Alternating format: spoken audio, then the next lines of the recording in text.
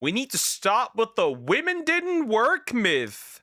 That's very true. Women did work. A lot, actually. Just like men needed to work. Both needed to work throughout history.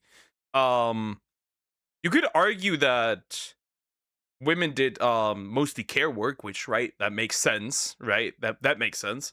But yeah, women did work on the fields, obviously around the house. They did fixing stuff, right? I think it's pretty obvious, right?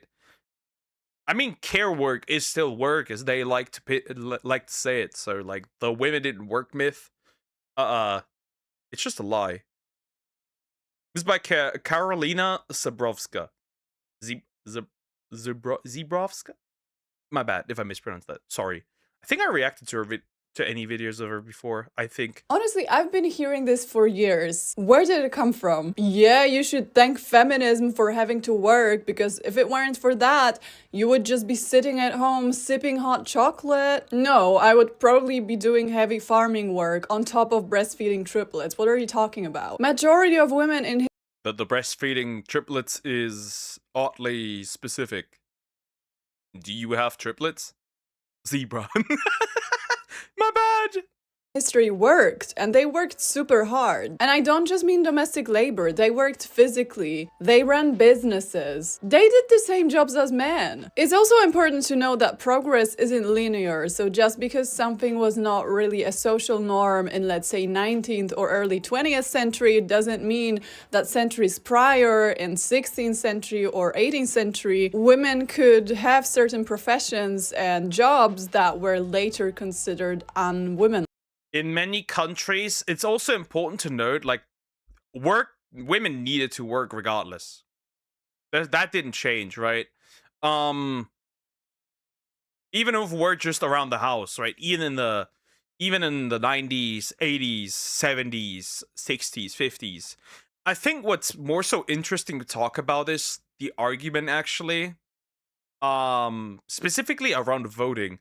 There's many countries where women did not fight for to be able to vote. Fun fact. A lot of countries were just in wars. And after the war was over, everyone was just given the right to vote. Germany's one of those where, like, you never really had a big feminism movement here in Germany. They were just given the right to vote because after World War One, after getting your ass beat, essentially. Because social climate shifted. Also, a lot of occupations that were traditionally considered suitable for women, for example medicine, they were gradually professionalized, meaning that women couldn't access them anymore because they would need education that they were banned from, so they couldn't get the necessary qualifications. But regardless of that, women's work was crucial to the development of humanity, and it didn't just end with giving birth. So I'm gonna speak about some jobs that women did throughout history. It's obviously not all jobs, but you'll see the variety of what women did. First and foremost, we got farm work. This is, of course, a very ancient type of labor, and one that, until fairly recently, probably most of our ancestors did. In most communities, women were expected. True. Farm work was necessary. Not just specifically for women, but, like, if you were born into a farm, you would have become a farmer. Doesn't matter if man, boy, boy, girl, anything. If you were born into a farm, chances are you would have become a farmer. You were not able to avoid this at any cost. You would have become a farmer, and women did work on the fields just like their husbands did, and their children.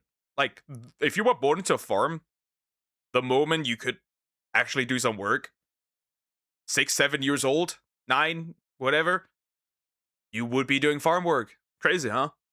To work just as hard as men, doing most things that the male farmers did, save for maybe using the heavy tools or carrying heavy loads. Where climate permitted, so typically in the north, women would also be collecting and carrying peat that was later used as fuel or was sold. They worked in extremely hard and harsh conditions, and they carried literal tons of peat on their back. Yeah, because there was no other choice. Survival depended on it. Absolutely. You can only the only argument you could make is that the work actually got softer for women than it has gotten for men. Well, it has gotten softer for men too, right? I think that the work just changed, but like overall, women work throughout history. It's just now that work is a lot more. Women is a lot more human focused. Of course, not all women, right? Not all women work in like social jobs, right? Women chose social jobs more though, but like overall, women have worked throughout history the entire time. Using only a rope on their shoulders as sort of support. The Industrial Revolution brought a whole new variety of forms of employment that was available for women. While they were not employed in all sorts of factories, they still did quite a bit, especially in factories related to textile making. In Great Britain in Yep. Which actually was the smart move, because that kind of like smaller work is a lot easier for women than it is for men. That's why, for example, the top doctors are dudes, or like the top doctors are dudes, surprisingly, right? But like when it comes to like mostly right these like small funneling things, women are a lot better at those, which is interesting. It's weird that that isn't really reflected in medicine. That's kind of interesting. However, women have started to catch up and outbeat the men in that field because the dudes are falling behind in education. But yeah, it is true.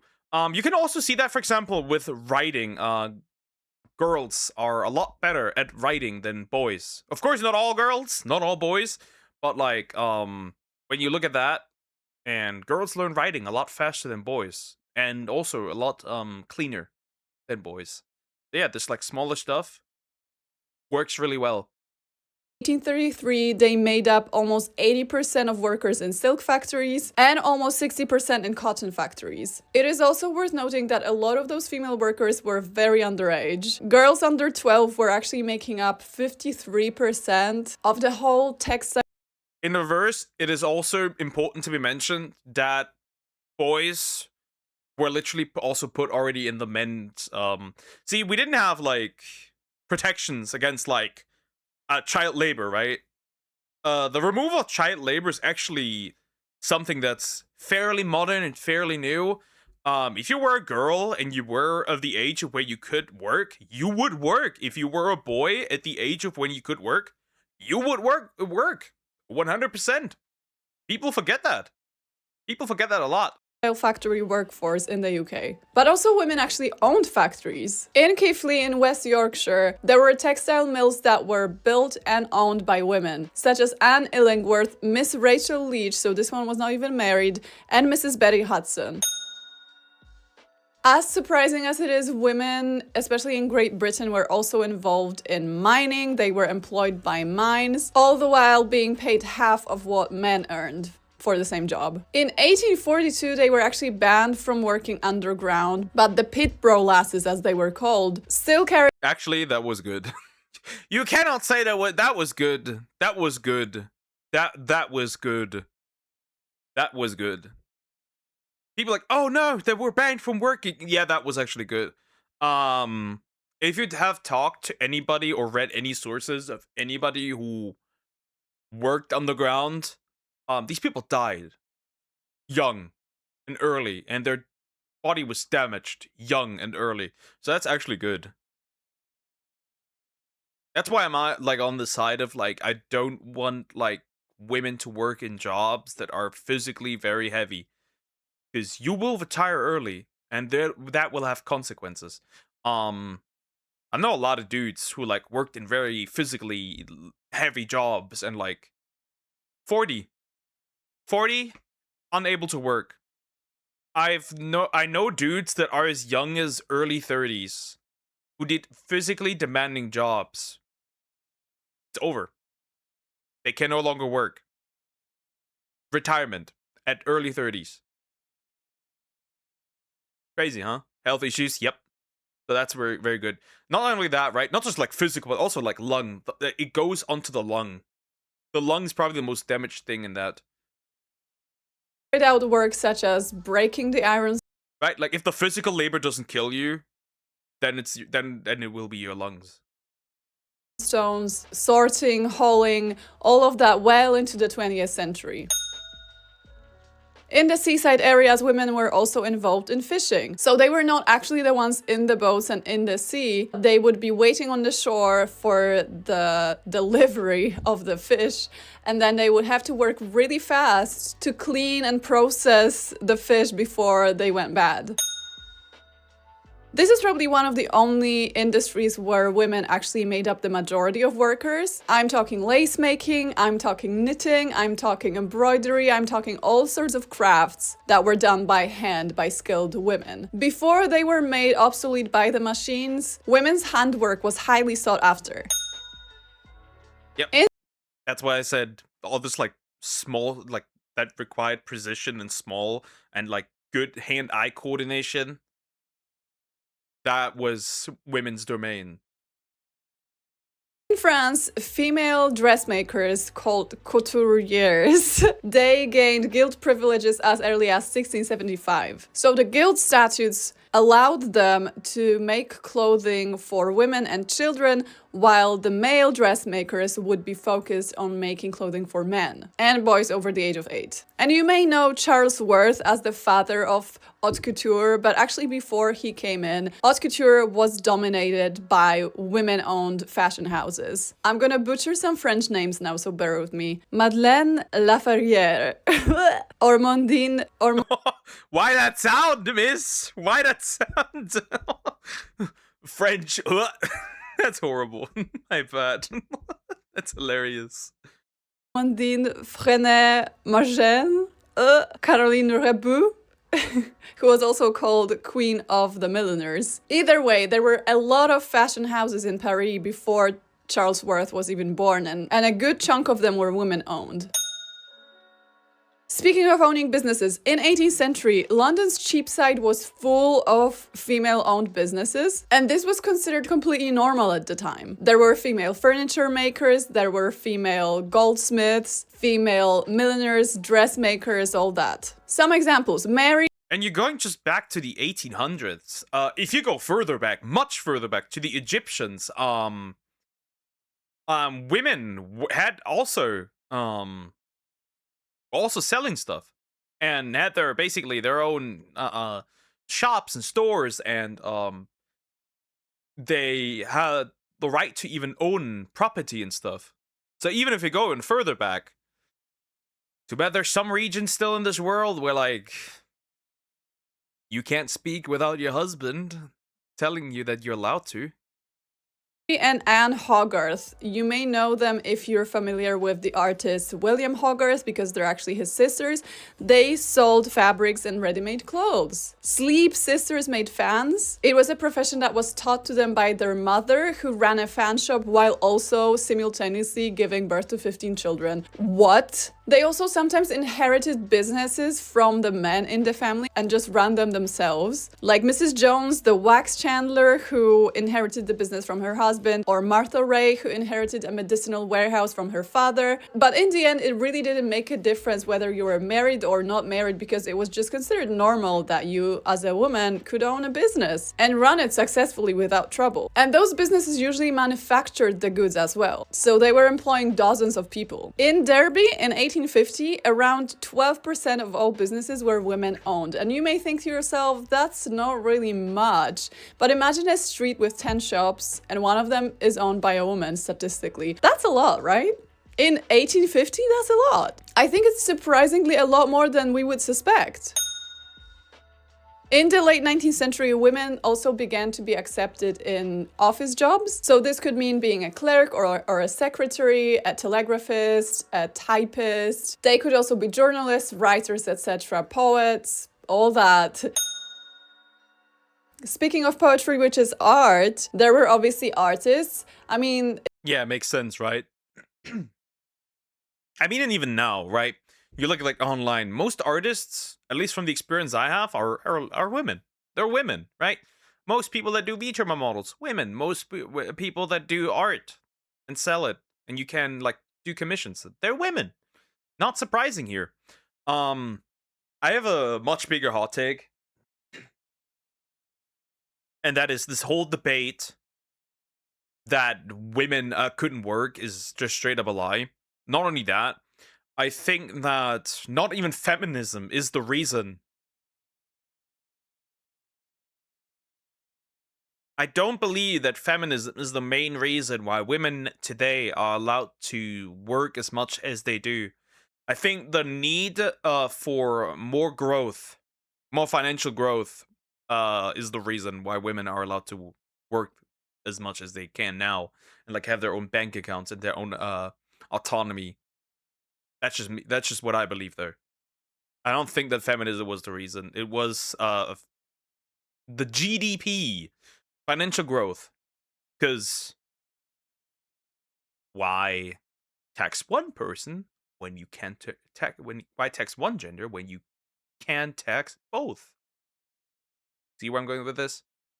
It wasn't common because you needed to be of a certain social position to afford to even experiment with art, but those that did, they actually did make a living making art, making paintings, sculpting, or selling other works of art. Of course, one of the oldest professions where women were widely accepted was midwifery. It wasn't Yep. And sadly, this profession is still decently important, but it is dying out because actively, the governments, at least my government, is actively trying to destroy this by taking away certain benefits for them, making it harder to do their profession, licenses, bureaucracy, and making it more expensive for people to actually get a midwife. Crazy, huh? They could work, but the issue was always the wages they got. Obviously, I mean, I'm of the belief that you should only get paid the same if you do the same. And unfortunately, the way I see it, a lot of people overall, not just women, women are more in the end, depending on what job they're doing, right? A lot of people get paid the same, but they don't work the same. And I'm more and more inclined to go towards the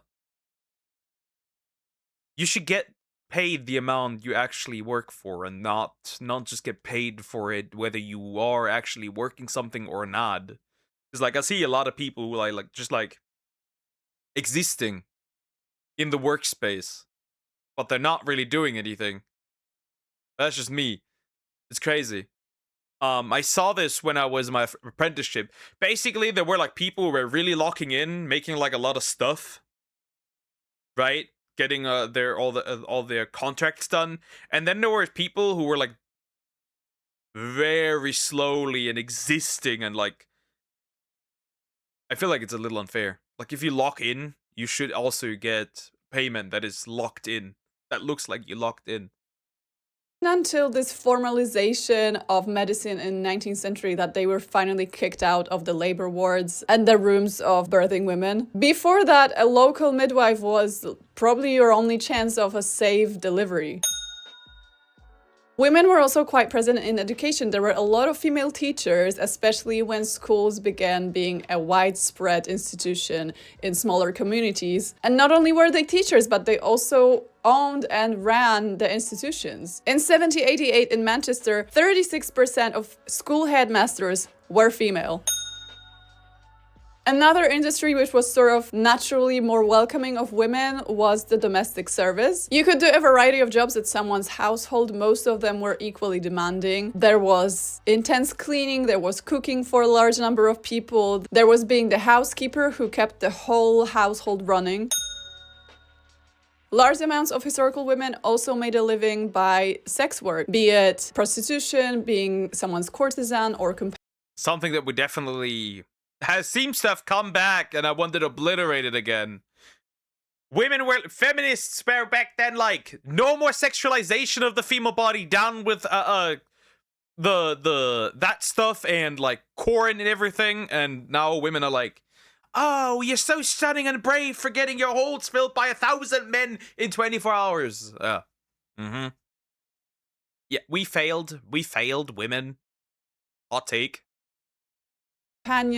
Performing, all that stuff. If you lived in a small, especially rural community, a woman was often your only chance of getting any treatment for your ailments. Without doctors available, you needed someone that was knowledgeable in anatomy and in different herbs, and that was usually a woman. Much Too bad you would have been burned. Fun fact. Depending on what, most of them were in fact, a lot of them were in fact burned in the switch from Middle Ages to modern time. Here's a fun fact. Depending on where you lived, you were either cooked as a dude or as a chick. For example, in the country I live, most people that were killed during like anything that had to do with like witches and magic and anything were men. While in other places, it was mostly women. It's like very interesting. And most of these probably worked in a field that was similar to like a healer or like anything that had to do with medication. The more you know. later than that, women did enter the medical field and slowly became doctors and nurses and hospital staff. So that's also the type of work that they've done later on. And even if women were not active in the workforce, they still had to manage the household without all of the modern appliances. They had to feed and clothe their kids, keep the fire running, keep the house warm, do the washing, which often took days. They tended to their kids' education, all while being pregnant or postpartum a lot of the time. So I'm not really sure where this women were peacefully snoring at home before feminism came and ruined everything sentiment came from, because it's simply not true. And even though the majority of women throughout history were not formally employed, it doesn't mean they weren't working. A lot of the times women worked under their husband's name, so it's not even written down anywhere. A lot of the times they did not even get a contract. A lot of the jobs and industries were very informal. And the ones staying at home also had to work incredibly hard because they had 6 to 8 children on average, and those the only argument you can make historically is now, right, with the like before feminism, women didn't need to work. The only argument you can make now is that women are now just as exploited by the government as men are. That's the argument I'd actually agree with, because again, that goal wasn't that right? Because if you didn't get paid, you also wouldn't get taxed, which wouldn't technically help you that much, right? But now you get the work and the taxes. So this whole thing that I'm like, first, well, it's wrong that feminism gave women the privileges to work. It's also wrong that women didn't work. Both things are wrong at the same time, I feel like. Because at the end of the day, it was just financial growths and taxing. It is what it is. children kept dying like flies, so they had to nurse them. Women have always worked. Men may work from sun to sun, but women's work is never done. I think when we joke about modern women bringing this curse upon themselves because they've asked for equality and now they have to go to an office and work, haha, we basically invalidate thousands of years of women's labor, most of which was underpaid or for free, and all while being discriminated against. Yeah, but now you get paid and you give half of your payment to the government. And depending on where you live, it's way more. So I don't know which one is better. I think the position of being at home is probably technically from a physical standpoint better than working for nothing. And it's probably also better than now giving you half of your taxes to a government that hopes that that you die before you retire. Let's not forget that. It's not that much better either. And mocked. It's just something that pisses me off online because there's a lot of jokes like that, and I'm just thinking, your great grandma sweating her ass off trying to take care of 8 children on top of taking care of the land and the household would actually be so angry at you, sipping your caramel macchiato, complaining about how you have to work because we asked for rights. No, this ain't it. Let's stop this. Let's let this myth die. Women have worked and they obviously. I don't think I think it's delulu to say that, oh yeah, women have never didn't need to work. That's delulu. That's absolutely delulu. women had to work as just as much as men had to. I guess men still need to do work the more physically demanding jobs, but that's about it. Anyways, like, comment, and subscribe.